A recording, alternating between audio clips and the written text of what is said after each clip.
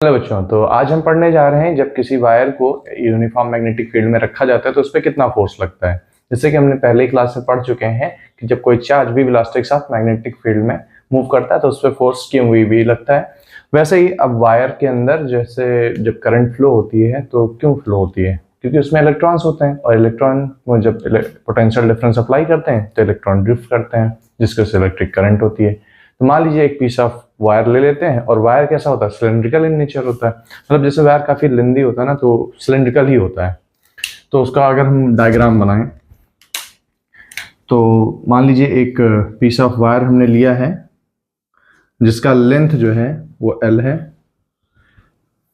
ये इसका लेंथ है और इसमें एक्सिस के थ्रू जिसमें मान लीजिए ये कोई करंट I फ्लो हो रही है, ठीक है। और मैग्नेटिक फील्ड जो है इनसाइड द पेपर हमने ले रखा है, मान लीजिए थीटा एंगल पे, करंट के साथ डायरेक्शन में थीटा एंगल पे है और इसका एरिया ऑफ क्रॉस सेक्शन मान लीजिए ए है। तो अब इसमें तो कई सारे इलेक्ट्रॉन होते हैं, तो electron opposite to direction of drift velocity के साथ मूव करेंगे। तो मान लीजिए किसी एक इलेक्ट्रॉन पे इस पे कितना फोर्स लग रहा होगा। मान लीजिए कि इस पे जैसे एक इलेक्ट्रॉन है, वैसे इसमें तो बहुत सारे इलेक्ट्रॉन होंगे लेकिन फॉर एग्जांपल एक इलेक्ट्रॉन पे कितना फोर्स लग रहा होगा। तो इलेक्ट्रॉन मान लीजिए यहां पे फोर्स ऑन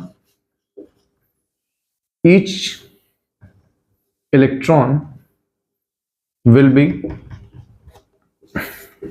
वही फोर्स आपका लगता था मान लीजिए एफ डैश, मान लीजिए सिंगल फोर्स का Q V B.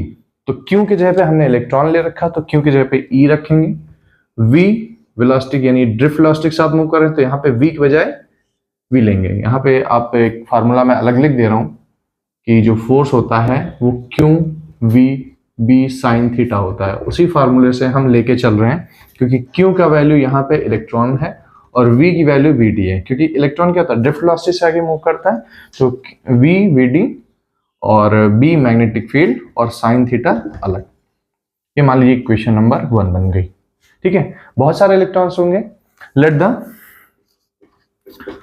Number density of electron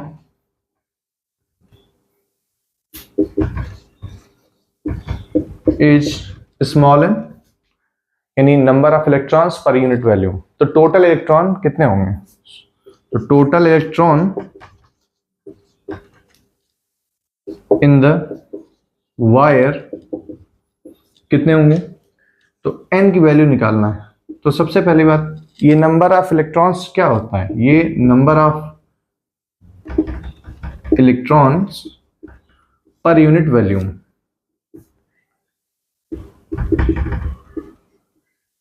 ठीक है, तो हम क्या करें कि उसमें वॉल्यूम से मल्टीप्लाई कर दें, जितना वॉल्यूम इस वायर का है तो हमें क्या पता चल जाएगा, नंबर ऑफ इलेक्ट्रॉन्स पता चल जाएगा। और सिलेंडर का वॉल्यूम होता क्या है, area of cross section into length L। तो n इक्वल टू हो जाएगा small n into a into L। तो ये टोटल नंबर ऑफ इलेक्ट्रॉन हो जाएगा। तो अब टोटल फोर्स की अगर हम बात करें तो ये वैल्यू अगर इक्वेशन 1 में पुट किया जाए तो टोटल फोर्स कितना हो गया, F इज इक्वल टू जितने इलेक्ट्रॉन्स हैं तो नंबर ऑफ इलेक्ट्रॉन्स मान लीजिए n है तो n times E V D B sine theta. अब इसमें वैल्यू पुट कर दीजिए, तो वैल्यू पुट करेंगे n की, तो n की वैल्यू हो जाएगी small n a e V D l b sine theta. अब जरा ध्यान दीजिए इन वर्ड्स पे, N A V V D, कुछ याद आया, ड्रिफ्ट वेलोसिटी, करंट, इलेक्ट्रिसिटी, याद आया, yes. I equals to N times E A times V D। ये ड्रिफ्ट वेलोसिटी में करंट का रिलेशन वाला पार्ट अभी याद आया।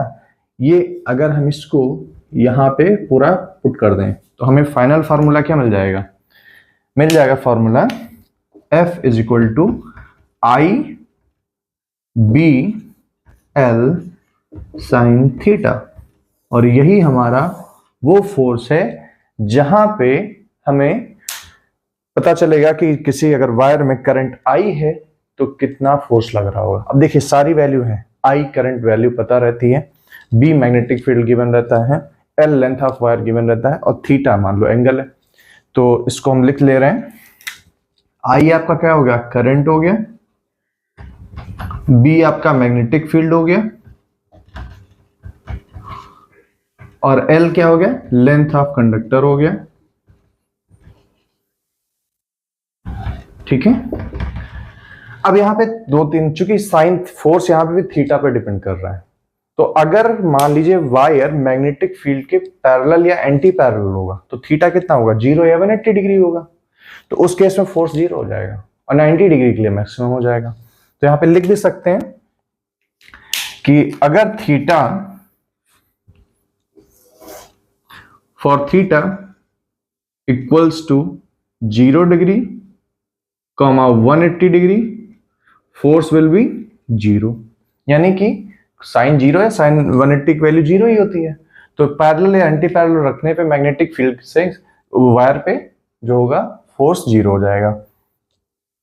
थीटा पे 90 डिग्री होगा, थीटा अगर मान लो परपेंडिकुलर टू द रखेंगे तो हमें फोर्स मैक्सिमम मिलेगा और मैक्सिमम कितना होगा, आई बी एल के बराबर। ठीक है, ये दो केसेस हैं। तो इसमें बहुत ज्यादा तो नहीं ध्यान रखना है, लेकिन ये इस पे डेरिवेशन के साथ साथ न्यूमेरिकल आता है, इसलिए भी इंपॉर्टेंट है। और जब हम डेरिवेशन करते हैं तो न्यूमेरिकल करने का तरीका भी पता चलता है साथ में, इसलिए ध्यान रखेंगे। पहले हमने एक इलेक्ट्रॉन के लिए फोर्स कैलकुलेट किया, फिर जितने नंबर ऑफ इलेक्ट्रॉन्स हैं तो टोटल फोर्स क्या होता है, सम ही ले लेते हैं। तो अगर एक फोर्स सेम है और 10 बार लग रहा है तो 10 से मल्टीप्लाई करो या 10 बार जोड़ लो, बात वही पड़ेगी। ठीक है, तो इसका देखते हैं नेक्स्ट। तो जब कंडक्टर हमारा किसी भी मैग्नेटिक फील्ड में रखा जाता है तो उस पर फोर्स तो लगता है, कई बार डायरेक्शन भी फाइंड आउट करना रहता है। डायरेक्शन भी फाइंड आउट करने के लिए कुछ नियम भी होते हैं कि जैसे मान लीजिए कोई कंडक्टर मैग्नेटिक फील्ड में रखा हुआ है तो उसे फोर्स किस डायरेक्शन में लग रहा होगा, तो उसके लिए फ्लेमिंग का लेफ्ट हैंड रूल है। हमने जैसे कि डायरेक्शन ऑफ मैग्नेटिक फील्ड निकालने के लिए बायोट-सेवर्ट लॉ में राइट हैंड रूल बताया था, ऐसे ही फ्लेमिंग का लेफ्ट हैंड रूल भी होता है। तो रूल वैसे ही सिंपल है, अगर हम 4 फिंगर, मिडिल फिंगर और थंब को ऐसे स्ट्रेच करें कि एक दूसरे के परपेंडिकुलर हो, ठीक है, एक दूसरे के परपेंडिकुलर हो, तो इन दैट केस जो ये आपका 4 फिंगर है वो direction of magnetic field represent करता है और जो मिडिल फिंगर है वो डायरेक्शन ऑफ करंट को रिप्रेजेंट करता है। देन आपका जो थंब है उस कंडक्टर पर लगने वाले फोर्स की डायरेक्शन को रिप्रेजेंट करता है। ठीक है, तो ये ऐसे मान लीजिए, थोड़ा सा ड्राइंग को आप लोग थोड़ा सा इग्नोर कीजिएगा, ये बॉलीवुड के मशहूर मजनू भाई की ड्राइंग है। ठीक है, तो लेफ्ट हैंड रूल में यही है कि if we stretch our 4 finger and thumb and middle finger right angle to each other, then the 4 finger represents the direction of field and the middle finger represents the direction of current, then thumb will represent the force acting on the conductor. Okay, direction बताता है। तो अब ऐसे ही अगर मान लीजिए 2 wires हों एक दूसरे के साथ रखे हो तो उस पर कितना फोर्स लगेगा उसका हम डेरिवेशन करते हैं, इसको मिटा कर। तो हम देख रहे हैं कि force between 2 parallel current carrying conductors, यानी कि जैसे 2 कंडक्टर्स हैं एक दूसरे के पैरेलल रखे हैं और दोनों में करंट है, तो एक कंडक्टर दूसरे पे कितना फोर्स जनरेट करेगा। क्योंकि हमें इतना तो पता चल गया है कि जो वायर होता है अगर उसमें करंट होता है तो उसके अराउंड एक मैग्नेटिक फील्ड होती है, तो दूसरा वायर उस मैग्नेटिक फील्ड में रखेंगे तो उस पर फोर्स लगेगा। ठीक है, तो सबसे पहले मान लीजिए हमारे पास कोई 2 वायर हैं ऑफ इन्फिनिटली लॉन्ग वायर हैं, तो मान लीजिए A1 B1 और दूसरा वायर इससे R डिस्टेंस पे मान लीजिए वो A2 और B2 है। ठीक है, अब मान लीजिए इसमें जो करंट है वो I1 है और इसमें करंट I2 है। अभी हम ये मान के चल रहे हैं कि यहाँ पे करंट डायरेक्शन सेम है, अभी बाद में चर्चा करेंगे इस पर, और ये R डिस्टेंस पे है, तो A1 B1 की वजह से यहाँ पे मैग्नेटिक फील्ड जो क्रिएट होगी मान लीजिए वो B1 है और यहाँ पे इस वायर की वजह से यहाँ पे जो मैग्नेटिक फील्ड क्रिएट होगी वो B2 मान लीजिए। 1 2 क्यों, क्योंकि यहाँ पे जो मैग्नेटिक फील्ड क्रिएट हो रही है एट R डिस्टेंस, मान लो P पॉइंट है यहाँ पे कोई, ठीक है, वो ये 1 वाले वायर से हो रही है। ठीक है, और यहाँ पे इस वाली वायर की वजह से हो रही है। तो सबसे पहले हम ये निकाल लेते हैं कि ये B1 और B2 की वैल्यू है क्या। तो देखिए दोनों को नहीं निकालने की जरूरत है, जो सेम है क्योंकि करंट हम मान के चल रहे हैं। तो जो भी फील्ड यहाँ पे आएगी पहले एक वायर की निकालें, फिर दूसरे वायर की निकाल के देखते हैं। तो पहले B1 की अगर वैल्यू निकालें तो magnetic field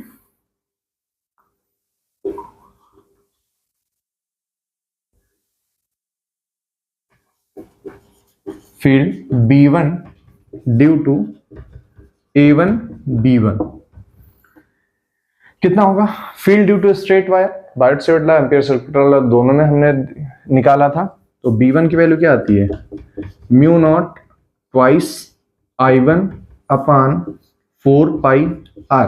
actually mu naught by 2 pi R और इंटू आई होती थी, लेकिन हमने क्या कहा था, चूंकि म्यू नॉट बाई 4 पाई की वैल्यू में पता रहती है, इसलिए हमने 2 ऊपर नीचे मल्टीप्लाई कर दिया था, इसीलिए म्यू नॉट 2 ट्वाइस I1 4 पाई R होती है। ठीक है, तो अब यहाँ पे ये मैग्नेटिक फील्ड B की वैल्यू आएगी। सिमिलरली अगर ऐसे निकालेंगे B2 पे तो वो आएगी mu naught 2 I2 by 4 pi R। अब हम अभी जस्ट फार्मूला हमने सीखा है कि जब कोई कंडक्टर मैग्नेटिक फील्ड B में रखा है तो उस पर कितना फोर्स लगता है, उससे फोर्स लगता है IBL साइन थीटा। तो अब यहाँ पे देखते हैं तो कितना हो जाएगा, क्योंकि वायर ये एंगल 90 डिग्री पे है तो मैक्सिमम फोर्स लगेगा। तो force on A2 B2 F will be, current I चुकी है आपका, ये मान लीजिए मैग्नेटिक फील्ड B1 है तो म्यू नॉट ट्वाइस I1 अपान 4 पाई R, ये मैग्नेटिक फील्ड B हो गया, और करंट आपका I2 हो गया क्योंकि इस वायर में करंट I2 है, और लेंथ मान लीजिए L है। तो फोर्स आपका टोटल कितना हो गया? Mu naught twice I1 I2 by 4 pi R L। तो फोर्स पर यूनिट लेंथ, यानी फोर्स पर unit length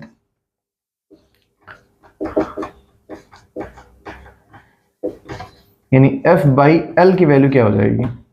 mu naught by 4 pi twice I1 I2 by R, और R कुछ नहीं, उनके बीच की डिस्टेंस है। तो ये फॉर्मूला निकल के आता है। तो यहां पे R को लिख देते हैं डिस्टेंस बिटवीन टू कंडक्टर्स, और I1 क्या है? Current in one conductor, second I2 क्या है? Current in second conductor. अब होगा क्या? अब मैग्नेटिक फील्ड का अगर हम डायरेक्शन की बात करें तो इस वायर की वजह से अगर करंट का डायरेक्शन है तो इधर इनसाइड द पेपर यानी क्रॉस में होगा, और इस वाले के साइड में चूंकि अब डायरेक्शन रिवर्स हो जाएगी, जैसे एम्पियर्स ग्रिफ रूल बनाते हैं, तो जैसे इधर आप देखेंगे तो यहाँ ग्रिफ आउटवर्ड है, यहाँ इनवर्ड है, तो यहाँ पे डॉट हो जाएगी। और जब मैग्नेटिक फील्ड क्या होता है कि जब डिफरेंट पोल्स होते हैं तो वो अट्रैक्ट करते हैं, और वो तब होंगे जब दोनों में करंट की डायरेक्शन सेम होगी। तो यानी कि जब भी फोर्स का नेचर कैसा होगा, फोर्स अगर लग रहा है तो क्या कर रहा है? रिपल कर रहा है, अट्रैक्ट कर रहा है, तो पूछता है। इससे आप एमसीक्यू में भी पूछ सकता है, न्यूमेरिकल में मैक्सिमम चांसेस होते हैं।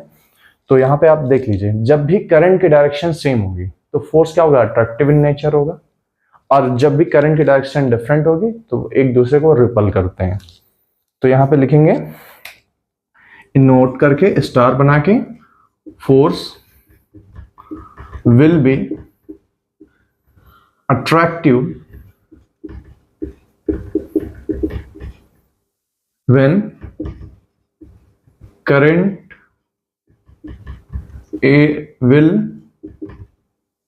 be in same direction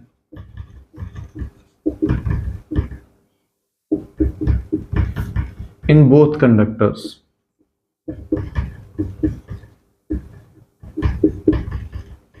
ठीक है, जब करंट दोनों में सेम डायरेक्शन में होगी तो फोर्स आपका अट्रैक्टिव होगा। Otherwise if the direction is reverse, if the direction of current is opposite to each other,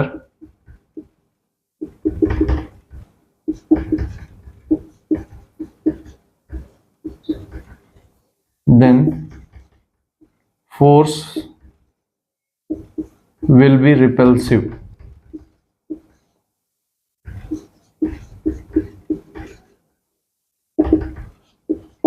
ठीक है, ये आपके दो इंपॉर्टेंट नोट पॉइंट हो रहे हैं, इसको ध्यान रखिएगा। यानी आपका जो फोर्स लग रहा पर यूनिट लेंथ की अगर बात करेंगे तब होगा, अगर सिर्फ फोर्स पूछा जाएगा तो लेंथ मल्टीप्लाइड हो जाता है। अगर लेंथ नहीं गिवन होता तो जनरली फोर्स पर यूनिट लेंथ ही पूछा जाता है। कई बार बच्चे कंफ्यूज होते हैं कि जो लेंथ है वो मल्टीप्लाइड था, वो कहाँ गया, तो ये इसीलिए फोर्स पर यूनिट लेंथ बोला जाता है। तो अब यूनिट लिखते हुए भी ध्यान रखेंगे, जब हम फोर्स पर यूनिट लेंथ की बात कर रहे हैं तो न्यूटन पर मीटर यूनिट देंगे, और अगर सिर्फ फोर्स की बात करेंगे तो सिर्फ न्यूटन रहेगा। ठीक है, फोर्स का यूनिट न्यूटन रहता है, और जब फोर्स पर यूनिट लेंथ की बात करेंगे तो न्यूटन पर मीटर होगा। और ऑब्जेक्टिव टाइप में पूछा गया है क्वेश्चन, पिछले 3 साल में 2 बार पूछा गया है कि फोर्स का नेचर कैसा होगा।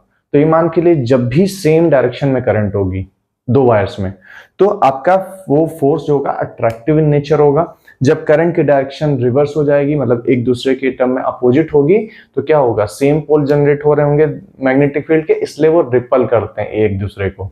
ठीक है, तो इसको भूलना नहीं, इसको एक खास करके ये 2 पॉइंट्स बहुत ध्यान से रखेंगे। ठीक है, तो इस क्लास में इतना ही रखते हैं, मिलते हैं नेक्स्ट क्लास में मैग्नेटिक डायपोल के साथ।